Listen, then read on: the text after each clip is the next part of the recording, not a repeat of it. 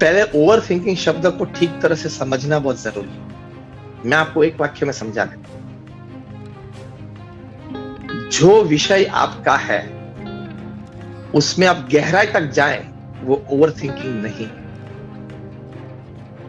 जो विषय आपका नहीं है, जहां आप परिवर्तन नहीं ला पाओगे, जहां आपकी क्षमता नहीं है, जहां आप नहीं पहुंच पाओगे, वहां ज्यादा विचार करते हो, वो ओवर थिंकिंग है। अब आप इतवार सुबह को ये सोच लिख के बैठ जाते हो कि भारत की इकोनॉमी किस तरह से हम 5 ट्रिलियन की बनाएं।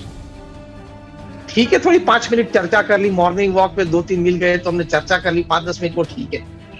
लेकिन उसमें डीप थिंकिंग में उतर गए तो आपका ये विषय नहीं है। आप फार्मास्यूटिकल कंपनी में सेल्स मैनेजर हो तो आपका ये विषय नहीं है।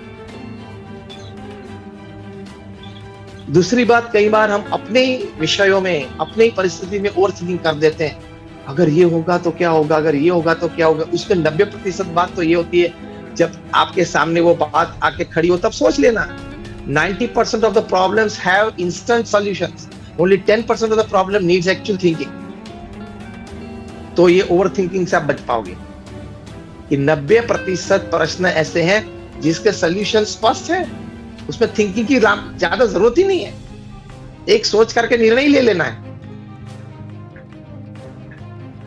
सिर्फ 10% प्रश्न जीवन में ऐसे होते हैं जिसके लिए आपको गहराई से सोचना पड़ता है। जैसे कि आपके बेटी की शादी करनी, तो उसमें आप गहराई से सोचना है, सामने वाला परिवार कैसा है, संस्कारी लड़का कैसा है, उसके संस्कार क्या है, वो क्या कमाता है, वो क्या पढ़ा लिखा है, घर कहाँ पे है, घर कैसा है, बहुत गहराई से सोचना है। लेकिन अगर आप फिसल गए और फ्रैक्चर हुआ तो उसमें कहाँ ओवर थिंकिंग करना है। डॉक्टर के पास जाना है, ऑर्थोपेडिक के पास, और ऑपरेशन करवा देना है। सिंपल।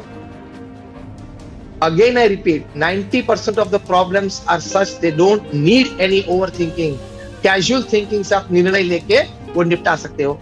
सिर्फ 10% प्रश्न जीवन में ऐसे होते हैं या 10% घटना ऐसी होती है जिसमें आपको गहराई से थिंकिंग करना है। वो प्रेम से करें, इवैल्यूएट करें, एनालिसिस करें, तो इससे आप ओवर थिंकिंग से बच सकते हैं। Thank you.